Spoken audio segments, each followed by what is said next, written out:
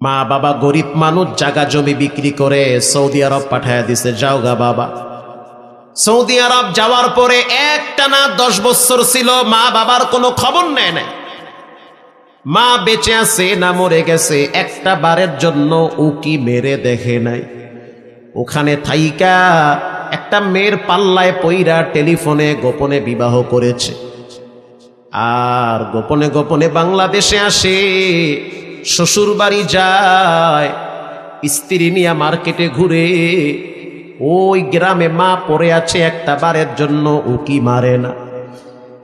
শেষ সর্বশেষ যেই ঘটনাটা, যুবক হজ করার জন্য বাইতুল্লাহর চতুর্দিকে এহরামের কাপড় পরে লাব্বাইকের আওয়াজ দিতেছে, কলিজার ভিতরে শান্তি নাই। কেউ যদি মা বাবার সাথে সম্পর্ক খারাপ রাখে, আল্লাহর পক্ষ থেকে প্রথমে তার কলিজায় কোনো শান্তি থাকে।